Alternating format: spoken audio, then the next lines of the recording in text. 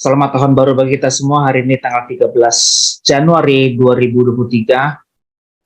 PDRG mengadakan ibadah Zoom online kedua pada tahun ini dan masih terus berjalan.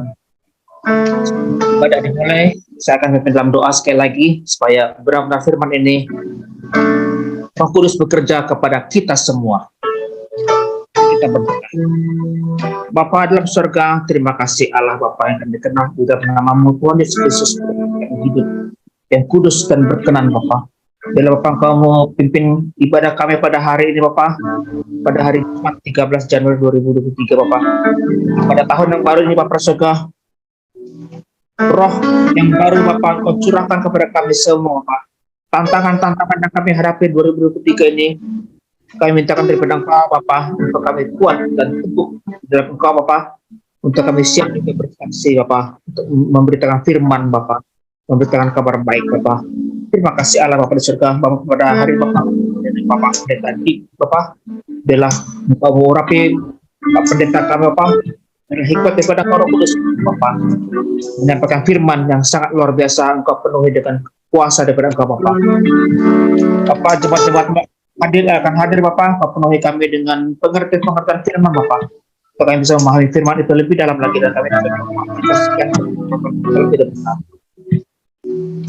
Mbak Angel sebagai host di sana Bapak, Engkau berikan hikmat juga dalam menjalankan tugas Bapak, supaya acara dapat berjalan dengan lancar Bapak, juga dengan memperhati Bapak dalam melayani puji-pujian penyembahan dalam hikmat daripada Engkau Bapak. Roh Kudus Bapak menyertai dengan setiap ada baik dan luar biasa Bapak. Terima kasih Bapak, Engkau penuhi kami dengan segala kekuatan daripada Engkau, dipakai, dipakai, bila itu tidak ada gangguan di dalam nama Tuhan Yesus. Kami menyerahkan segala ibadah ini Bapak, dari awal pertengahan hingga akhir Bapak, di dalam nama Tuhan Bapak sampai hidup. Amin. Bung Martin, silakan dilanjutkan dengan pujian. Baik, kita akan datang kepada Tuhan, kita mengangkat pujian. Ku ingin selalu dekat, dengar suaramu Bapa, lebih dari segalanya. Ku ingin mengenalmu, rahasia hatimu, hanya itu rinduku. Memilihmu bagian yang terbaik, selamanya tak akan terganti. Harta yang paling berharga, hanya Kau Yesus selamanya.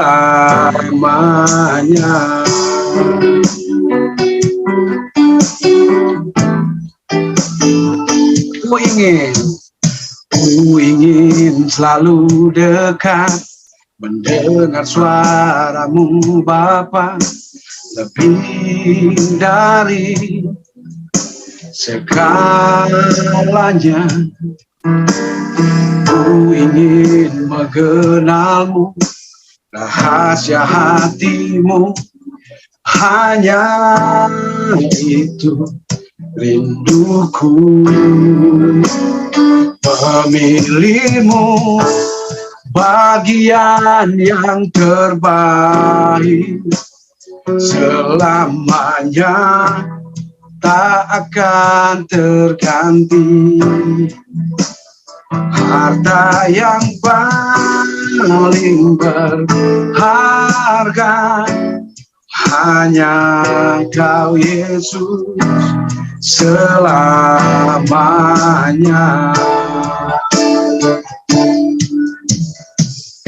Takkan ku tukar kesetiaan, hanya Kau satu yang ku rindu.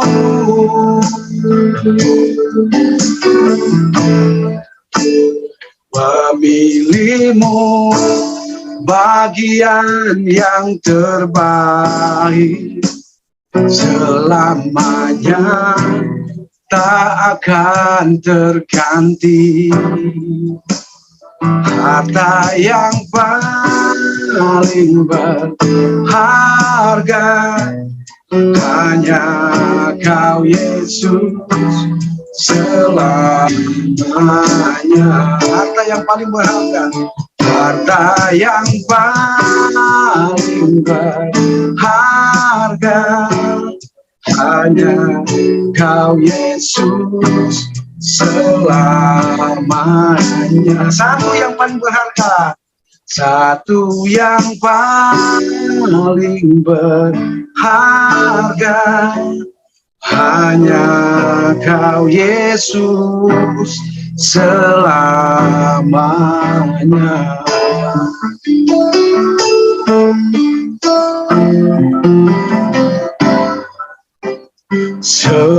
Semusim berlalu, namun Kau selalu peliharaku.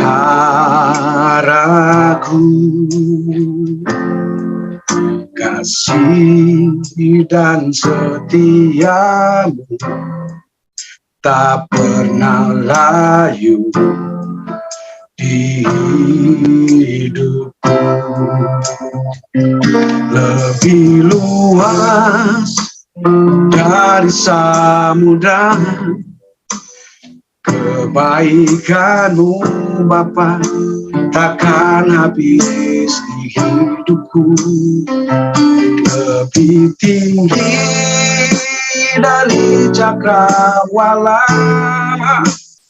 tak terbatas kasih-Mu. Sungguh ku bersyukur. Semusim berlalu, semusim berlalu, namun Kau selalu peliharaku.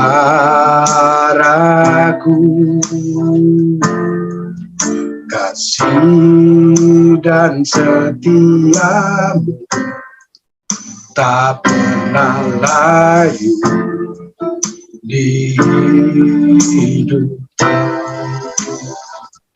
Lebih luas dari samudra kebaikan-Mu Bapa takkan habis hidupku. Tinggi dari cakrawala, tak terbatas kasih-Mu. Sungguh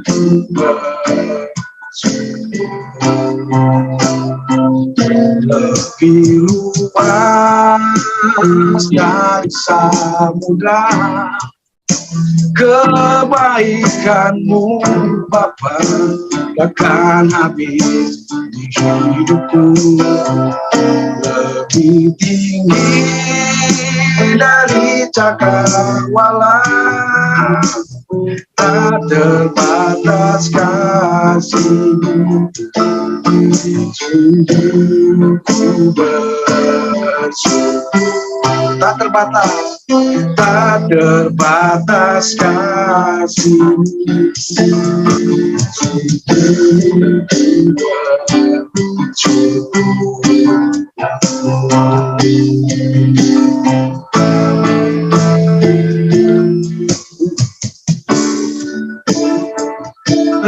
Percaya Kau yang berjanji setia, pengharapanku selalu ada di dalam-Mu.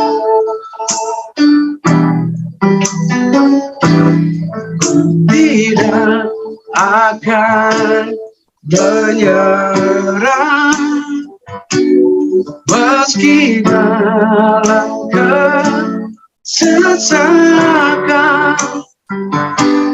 Seluruh hidupku dalam genggamanmu.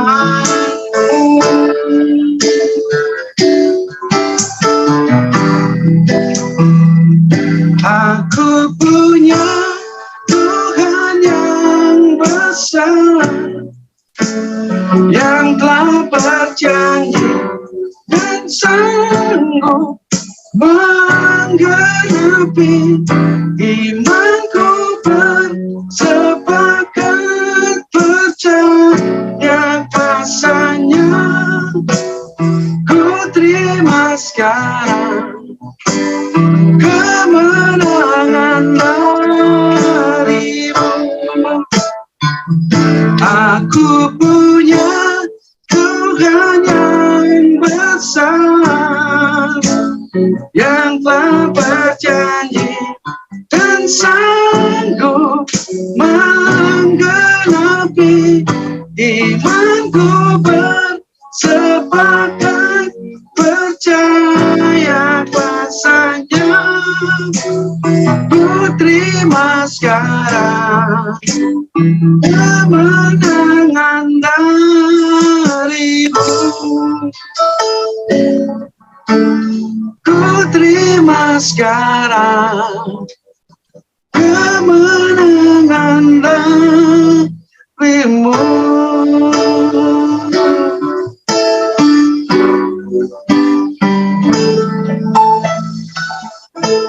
Diserahkan kepada Bapak Pendeta untuk sampaikan firman Tuhan.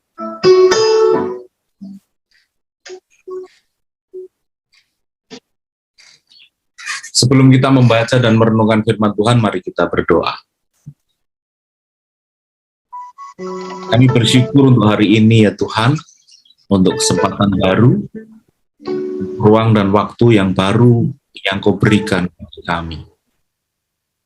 Kami bersama-sama hendak meneduhkan diri sesaat, memohon kehadiran Tuhan di dalam persekutuan saat ini.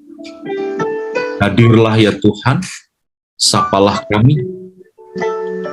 Kiranya firman yang akan kami baca dan renungkan menjadi cara Tuhan untuk menyapa kami, untuk menguatkan kami, agar kami terus bisa melangkah dengan penuh harapan.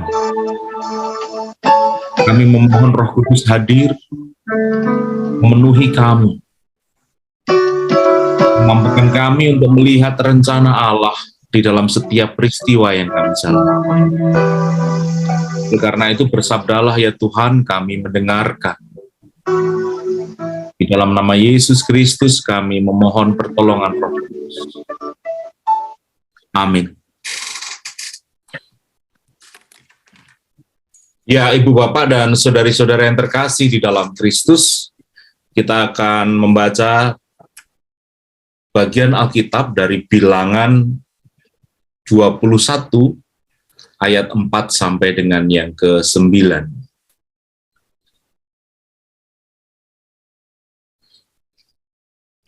Bilangan 21 ayat 4 sampai dengan yang ke-9.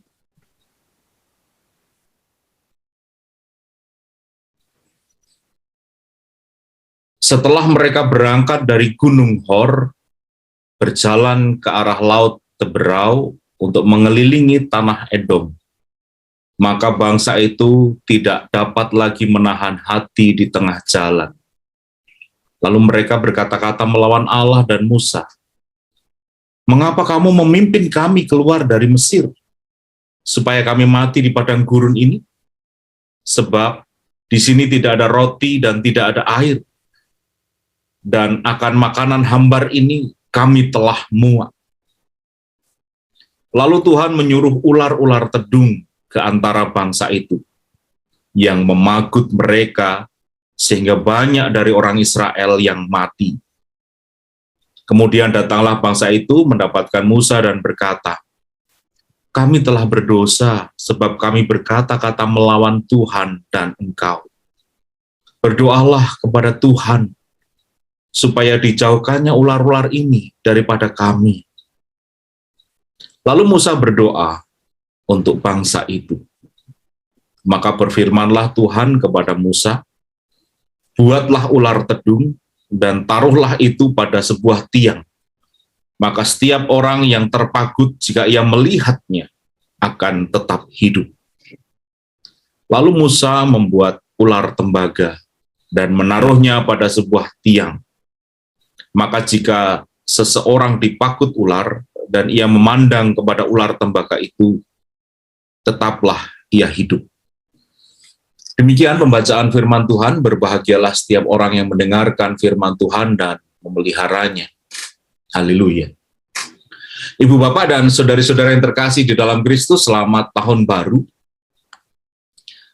Saya mau bertanya kepada saudara-saudara, kalau saudara bepergian, mana yang lebih saudara nikmati? Perjalanan menuju tujuan atau ketika saudara-saudara sudah tiba di tujuan? Mana yang lebih membahagiakan? Udah tiba, Pak. Ketika tiba di tujuan. Oke, kenapa memilih ketika tiba di tujuan baru berbahagia?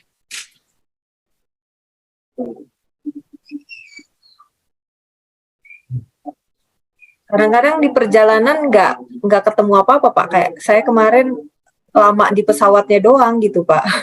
I see. Jadi karena perjalanannya lama, jadi bosan begitu ya, pingin segera tiba di tujuan.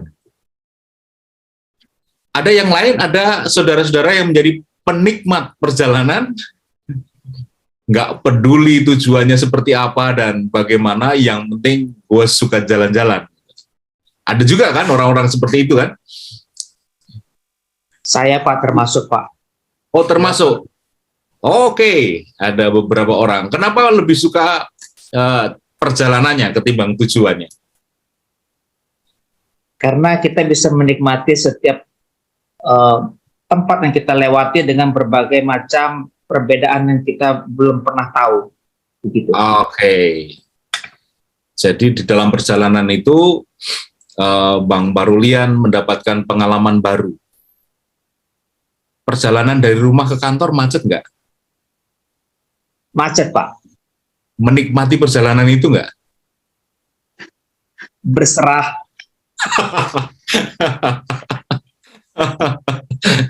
Berserah itu, berserah, Pak.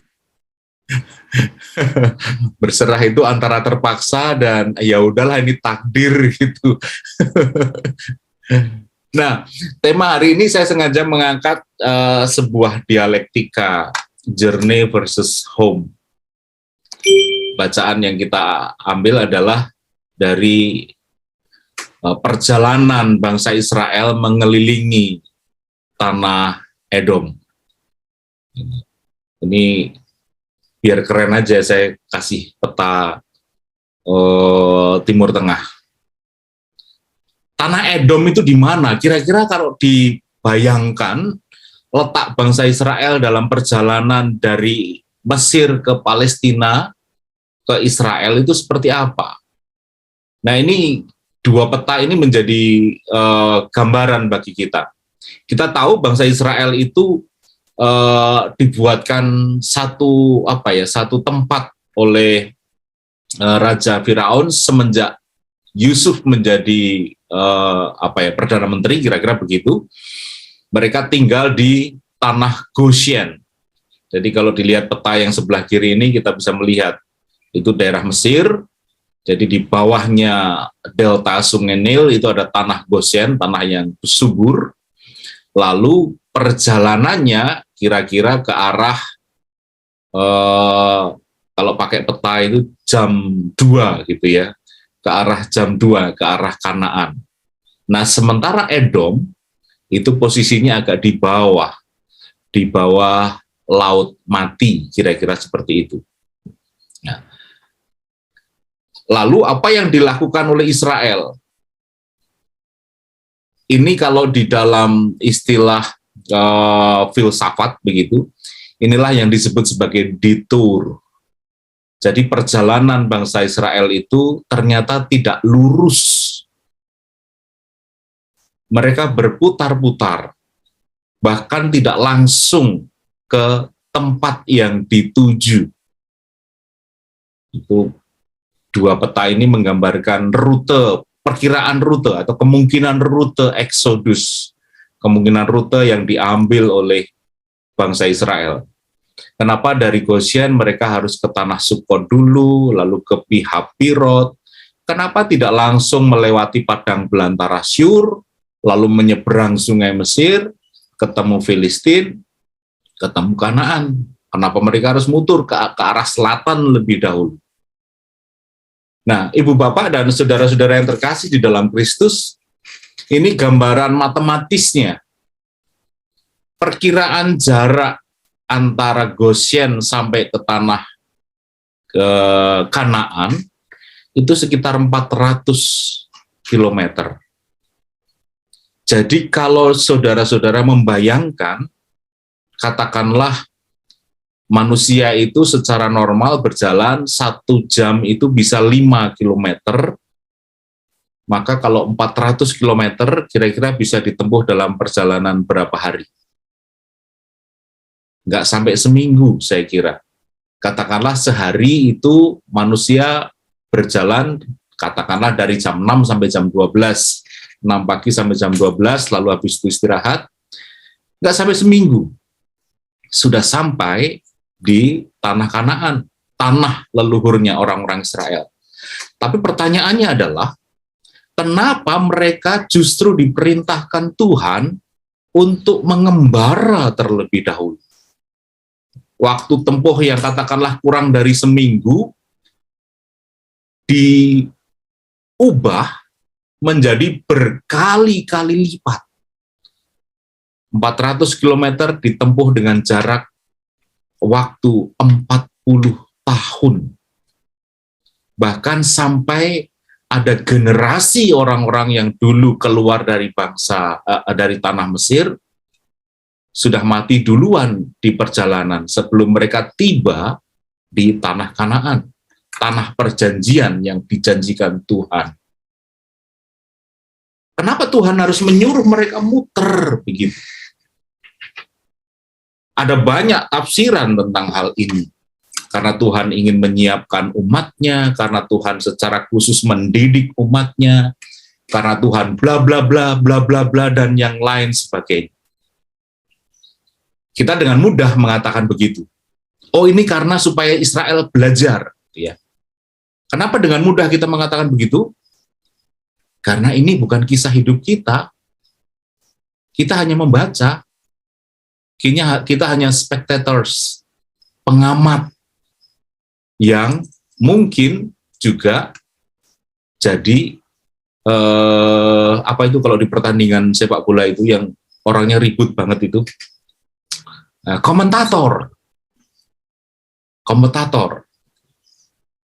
Kita hanya komentator, kita bukan pelaku perjalanan itu. Sehingga dengan mudah kita bisa mengatakan, oh ini rencana Tuhan indah, oh ini Tuhan membentuk bangsa Israel, oh ini Tuhan mengangkat umat Israel sebagai umatnya, dan yang lain sebagainya. Iya, itu kata kita. Tapi pernahkah saudara-saudara membayangkan, kalau kita yang berjalan di tengah-tengah bangsa Israel, akan seperti apa perasaan kita? Jarak yang seperti itu harus ditempuh dengan puluhan tahun. Itulah saudara-saudara yang kemudian membuat bangsa Israel habis kesabaran. Ayat yang keempat. Maka bangsa itu tidak dapat lagi menahan hati di tengah jalan. Itu terjemahan dari LAI. Tidak dapat menahan hati, saya membandingkan dengan terjemahan yang lain dari bahasa Indonesia masa kini, tetapi di tengah jalan bangsa itu habis kesabarannya. Kok nggak sampai-sampai? Are we there yet? Gitu kan pertanyaannya. But the people became impatient on the way. Kalau ada yang tahu bahasa Jawa, ora bisa sabar maneh. Artinya, mereka sudah tiba pada boiling point. Gitu ya. Nah, ngomong-ngomong boiling point kan memang bangsa Israel ini titik didihnya rendah. Gitu. Ketika ketemu dengan masalah sedikit, marah. Ketika ketemu dengan persoalan sedikit, marah, memberontak. Musa yang selalu menjadi korban. Mereka tidak sabar. Lalu mereka protes kepada Musa, "Kenapa kamu memimpin kami melewati padang gurun ini?" Lalu ditambahkan, "Apa kau memang menyuruh kami mati di sini?" Apakah Tuhan tidak memelihara mereka dalam perjalanan di padang gurun? Memelihara. Saudara-saudara bisa membaca di ayat-ayat sebelumnya. Pagi hari Tuhan menyediakan roti mana. Sore hari Tuhan menyediakan burung puyuh. Cukup itu untuk kebutuhan mereka. Dan ternyata berkat Tuhan yang mereka terima ini diprotes juga di ayat yang kelima. Sebab di sini tidak ada roti. Makanan hambar ini kami telah muak. Sombong sekali memang. Bosan mereka dengan menu roti dan daging gitu. Mungkin mereka ingin pecel. Zaman itu belum ada pecel ya. Jadi mereka nggak sabar. Mereka protes. Lalu Tuhan menyuruh. Yang disuruh sekarang bukan Musa, tetapi ciptaan yang lain. Ular. Saya mencari spesies ular tedung itu apa dan gambarnya seperti apa, saya nggak nemu. Tapi ketika dijelaskan, ular tedung itu diterjemahkan sebagai fiery serpent. Jadi ular dengan tanda seperti api yang kalau menggigit bisa mengakibatkan inflamasi akut bahkan mati. Terjemahan yang lain menyebutkan ular tedung itu adalah ular berbisa. Ular berbisa ini kemudian menggigit orang-orang Israel, memagut mereka, banyak yang mati. Coba bayangkan saudara-saudara, katakanlah menjadi bagian dari orang Israel itu, bosan dengan perjalanan, protes, mau pingin sesuatu yang baru, ternyata dijawab dengan datangnya bencana. How do you feel about it?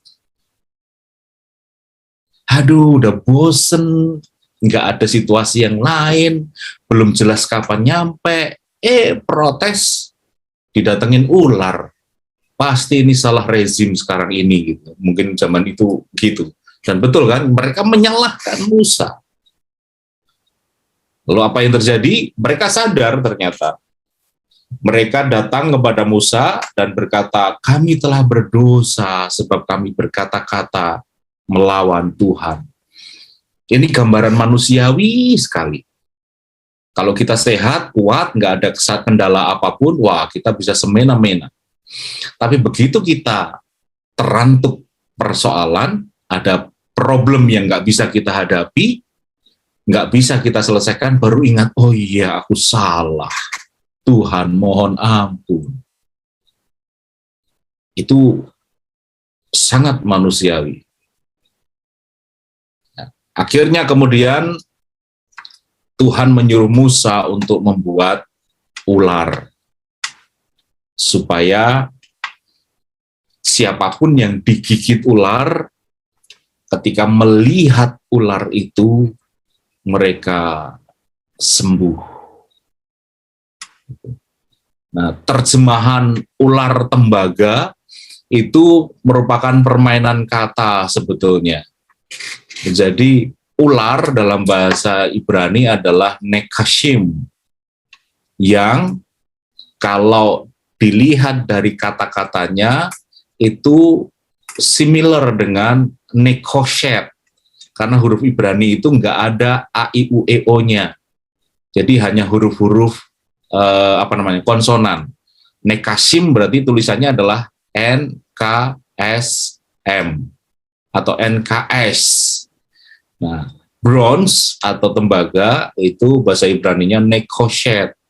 Makanya kemudian orang-orang menyebut, terutama para ahli kitab menyebut, oh, ular ini yang dibikin Musa itu adalah ular seperti warna tembaga, kira-kira seperti itu.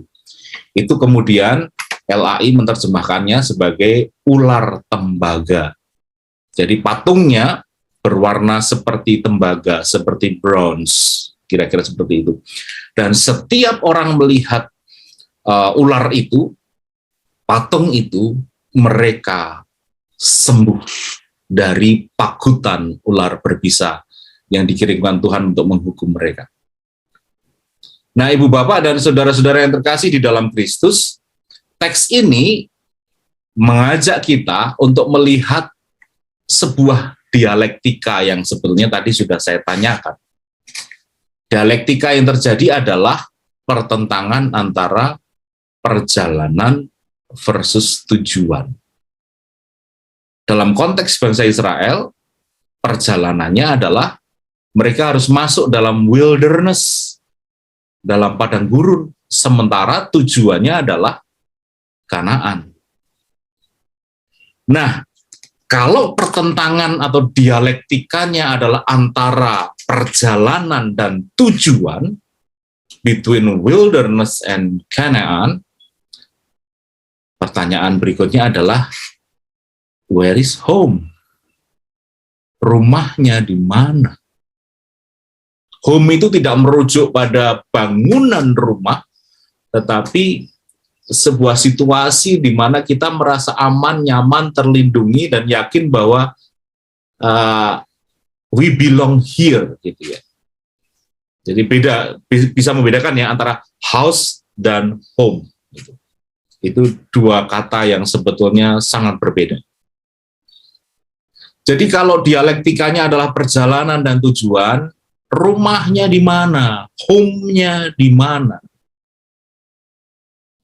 Tema kita kan journey versus home, gitu kan. Beberapa di antara kita suka menikmati perjalanan, beberapa di antara kita lebih suka tujuannya.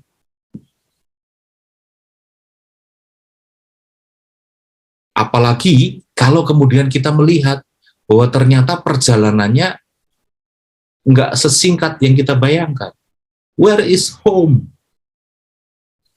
Nah, saya terinspirasi dari sebuah kalimat yang ditulis oleh Matsuo Baso. Dia seorang katakanlah sastrawan begitu ya, dari Jepang.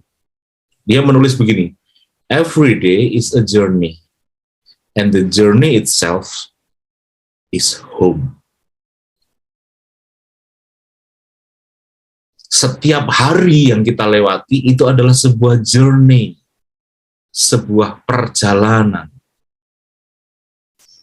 Dan bagi Baso, perjalanan itu sendiri adalah rumah. Orang yang tinggal di Jakarta pasti sangat mafhum dengan kalimat ini. Orang yang tinggal di Jakarta mah tua di jalan. Kenapa kok disebut tua di jalan? Karena hidup kita habiskan dengan aktivitas hit the road, gitu kan. Ya udah tiap hari berjalan. Saya misalnya setiap pagi jam 4:30 harus sudah berjalan karena ngantar anak dan istri saya. Saya tinggal di Cibubur, anak saya sekolah di Cipinang, istri saya bekerja mengajar di Kelapa Gading. Paling tidak butuh waktu 2 jam. Every morning. Ya. Seperti lagunya Sugar Ray, every morning. Dan saudara-saudara pasti mengalami itu semua. Saudara-saudara entah berangkat jam berapa sampai kantor, lalu aktivitas di kantor, lalu pulang juga seperti itu. Rutinitasnya adalah in a journey. Tapi bukankah journey itu yang saudara-saudara cari? Lulus kuliah, apa yang dicari? Bekerja. Untuk bisa bekerja, harus mengorbankan berangkat pagi, sibuk macet-macetan. Itu yang saudara-saudara cari, kan? Enggak sih, yang saya cari aman, nggak usah kerja, duit datang. Atau saya tinggal goyang-goyang kaki aja, duit datang. Gampang mah kalau tinggal goyang-goyang kaki duit datang, buka aja Tailor. Saudara-saudara tinggal goyang-goyang kaki kan, menggerakkan mesin jahit, duit datang. Atau Tuhan saya pengen saya kipas-kipas duit datang. Nah, jangan bekerja di kantor. Jadilah tukang sate. Karena kerjaannya adalah ngipasin daging yang dibakar. Dapat duit datang kan, kipas-kipas. Tapi bukan itu kan yang kita maksudkan. Every day is a journey and the journey itself is home. Jadi, Ibu Bapak dan saudari-saudara yang terkasih di dalam Kristus, kalau kita merasakan bahwa hidup yang kita jalani itu seperti perjalanan yang nggak nyampe-nyampe, karena harapan kita bekerja, ngumpulin duit, lalu mapan, habis itu punya hidup yang nyaman, tapi ternyata kok nggak nyampe-nyampe, berarti saya nggak happy-happy dong. Saya happy kalau sudah punya tabungan sekian M misalnya. Saya happy kalau sudah punya kendaraan ini. Tapi kalau ternyata nggak happy-happy, nggak nyampe-nyampe apa yang kita harapkan, apakah kita nggak bahagia? Nah, kebahagiaan kita seringkali kita letakkan pada sesuatu yang salah. Saya bahagia kalau saya mendapatkan ini. Saya bahagia kalau saya mencapai itu. Why don't you be happy? Because who you are. Bisa nggak kita meletakkan kebahagiaan itu pada diri kita sendiri? Saya happy karena saya, betapapun saya tersiksa dalam perjalanan ke kantor, tapi saya masih bisa bekerja, saya masih bisa melakukan sesuatu.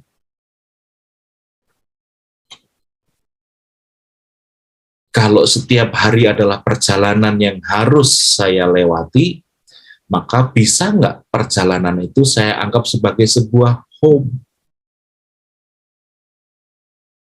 Kalau perjalanan bangsa Israel adalah melewati padang gurun dengan 40 tahun tadi, itu adalah wilderness-nya. Kenapa nggak kita jadikan wilderness kita sebagai home? Padang gurun kita apa? Banyak saudara-saudara menghadapi yang tadi kita percakapan bersama-sama. Perjalanan, kehidupan yang kita jalani saat ini, aktivitas yang kita lakukan, mimpi-mimpi yang masih harus kita perjuangkan. Bahkan hal-hal detail yang kita lakukan semenjak kita buka mata pagi hari, sampai kemudian kita beristirahat malam nanti. Saya nggak nyaman dengan hidup ini, saya nggak nyaman dengan perjuangan ini, saya nggak suka, ini bukan hidup yang saya pilih, ini bukan hidup yang saya inginkan. Tapi kalau ternyata itu yang Tuhan berikan bagi kita, bisa nggak kita yang mengubah? Oh, saya ingin Tuhan mengubah hidup saya. Kita bisa berdoa, tapi bukankah hak prerogatif itu ada di Tuhan, bukan di diri kita? Kadang-kadang kita juga salah berdoa, kan? Kita berdoanya tujuannya adalah untuk mengubah Tuhan. Padahal sesungguhnya tujuan doa itu adalah mengubah diri kita. Jadi sekarang Ibu Bapak dan saudari-saudara yang terkasih di dalam Kristus, look around you. Lihatlah semua perjuangan, semua jalan hidup yang harus saudara-saudara lalui, semua tugas-tugas yang harus saudara selesaikan, semua beban-beban yang harus saudara tanggung, bahkan semua perjuangan-perjuangan yang harus saudara-saudara hadapi, itu sebagai wilderness kita. Dan jadikanlah wilderness itu sebagai home. Karena kita tahu bahwa tidak ada yang kebetulan yang terjadi di dalam hidup ini. Satu peristiwa menuntun pada peristiwa yang lain. Menganggap, melihat, menerima wilderness sebagai home artinya kita menikmati perjalanan hidup itu. Kan berat, kan penuh pergumulan. Ya nggak apa-apa. Itu adalah bagian yang harus kita hadapi. Nggak ada yang lain yang bisa menghadapinya selain saya dan saudara-saudara. Kita nggak bisa bertukar nasib. melihat our wilderness as our home. Berarti menolong kita untuk bersama-sama melihat karya-karya Allah yang terus dinyatakan di dalam kehidupan kita.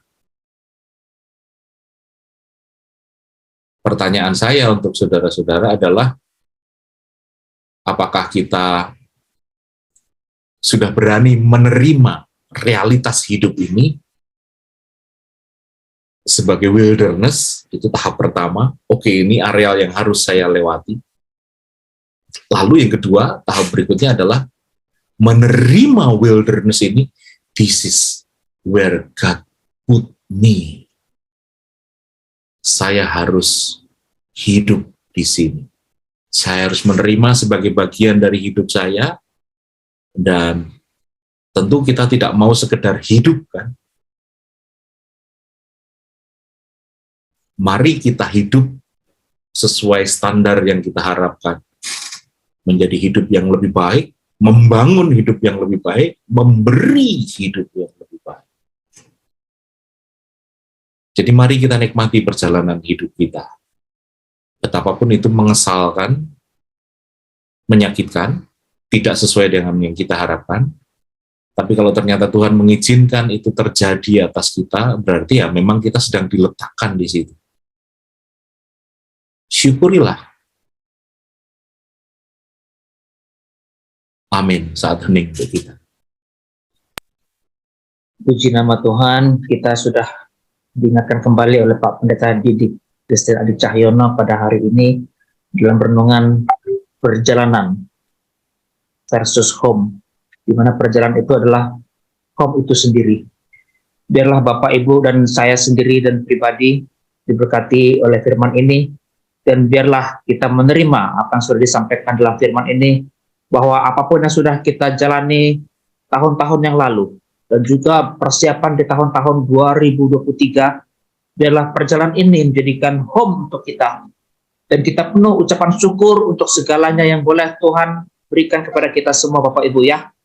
Apapun juga, termasuk saya juga. Saya mungkin nggak usah cerita di sini, tapi mungkin teman-teman sudah banyak tahu, tapi mungkin teman-teman juga punya cerita masing-masing, di mana perjalanan hidup itu adalah home bagi diri kita sendiri, dan biarlah rahmat Tuhan mengasihi kita semua. Terima kasih Pak Pendeta, terima kasih atas firman-Nya. Saya mungkin akan berdoa sedikit untuk Pak Pendeta untuk sebelum masuk pengumuman oleh Mbak Angel. Bapak di surga, terima kasih Bapak atas renungan-Mu yang sudah disampaikan oleh Pak Pendeta Adi Cahyono, Bapak. Biarlah Bapak Engkau berkati Bapak Pendeta kami, Bapak Pendeta Adi Cahyono, Bapak, dalam pemberitaan firman-Mu, dalam pelayanan kepada Engkau, Bapak. Biarlah semua kasus sukacita daripada Engkau, Bapak, Engkau limpah-limpahkan. Saya percaya semua apa yang disampaikan ini dan berkat bagi kami, dan kami menerimanya dengan penuh ucapan syukur. Terima kasih Allah Bapa di surga, dijauhkan segala mara bahaya, berikan kesehatan kuat daripada Engkau, dan juga segala hal Engkau limpah-limpahkan berkat daripada Engkau. Di dalam nama-Mu Tuhan Yesus, kami sudah berdoa dan ucap syukur. Haleluya.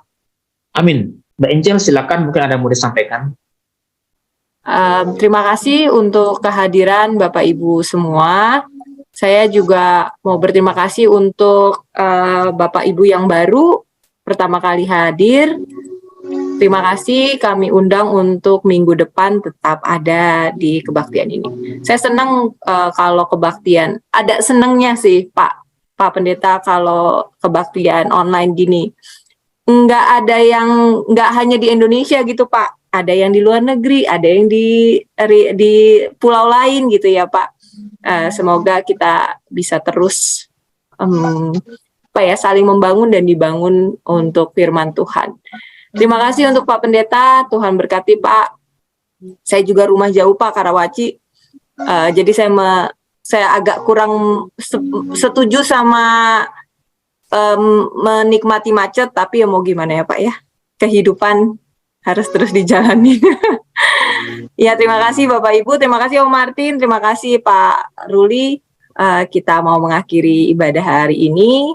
Tuhan memberkati kita semua. Silakan Om Martin. Kiranya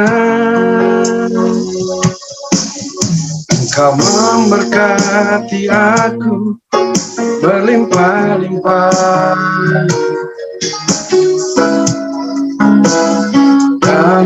berluar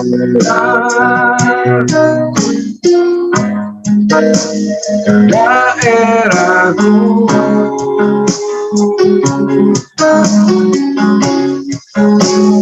dan kiranya tanganmu menyertai aku dan melindungi aku daripada malapetaka,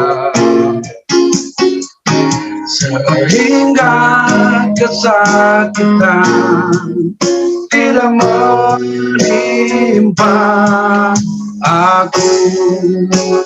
Amin.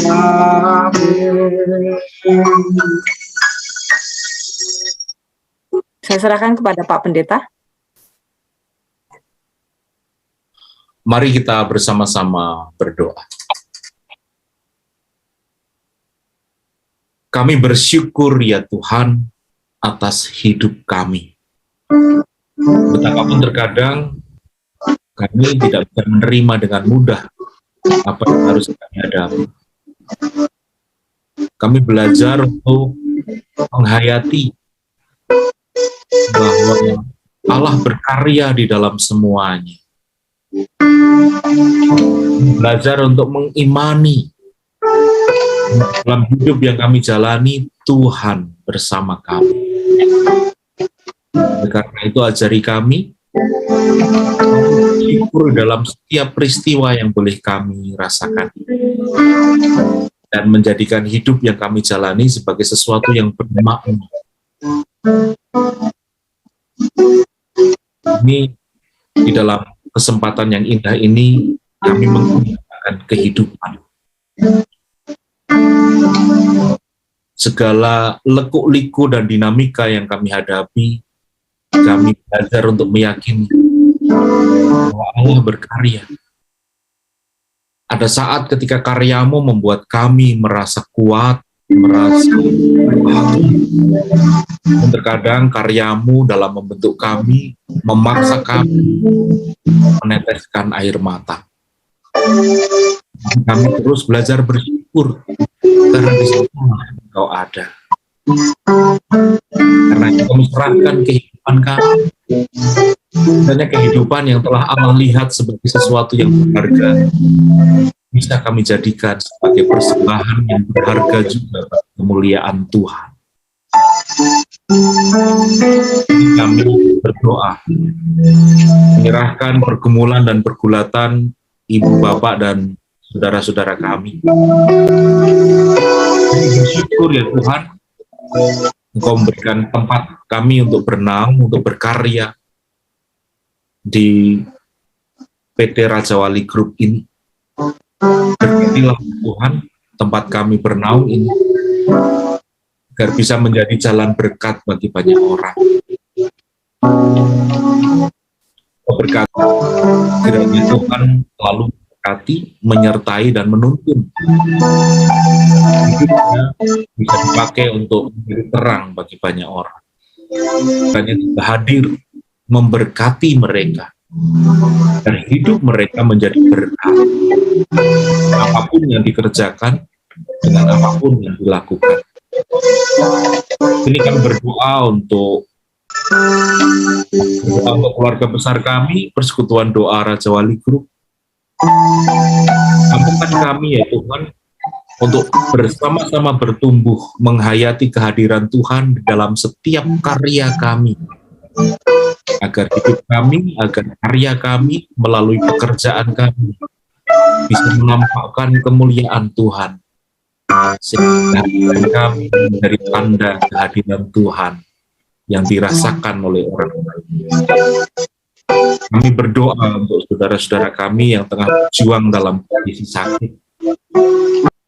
Semuanya, saudara-saudara kami yang kami ingat dalam kondisi sakit, rengkuhlah mereka dengan kuasa-Mu, agar mereka bisa berpulih. Harapan kami mereka bisa kembali sehat seperti semula. Berkatilah perjuangan mereka dan berkatilah doa-doa kami. Kami menyerahkan negeri kami, yang tengah berjuang untuk ini juga. Berkatilah agar bisa menjadi bangsa yang bermartabat dan menjunjung tinggi nilai kemanusiaan.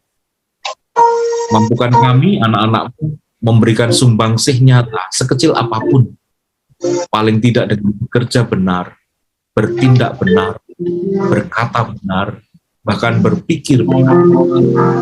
Kami dapat menunjukkan iman kami. Tuhan, kini kami serahkan kehidupan kami. Kami akan melanjutkan karya kehidupan yang Tuhan berikan. Kiranya Allah terus menyertai kami, Allah terus memberkati kami. Kami mohon berkat dari Tuhan. Kiranya berkat dari Allah kekekalan hinggap atas kita, atas ibadah kita. Terangnya kiranya menuntun, kehadirannya kiranya menguatkan, dan berkatnya memimpin dan menyertai saudara-saudara sekalian di dalam persekutuan Bapa, Anak, dan Roh Kudus, dari sekarang hingga selama-lamanya. Amin. Bapa, terima kasih. Bapa, terima kasih. Bapa di dalam surga, terima kasih.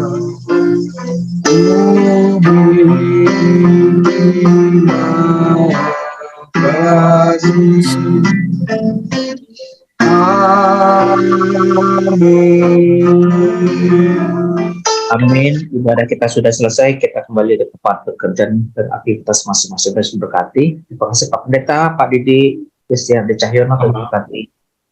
Mbak Angel, action. Foto. Action. 1, 2, 3. Open kamera dulu. Open kamera. Ada belum open? Open kamera Pak Berti, dulu. Pak Berti, Pak Herman, Ya. ada mau buka. 1, Siap. 2.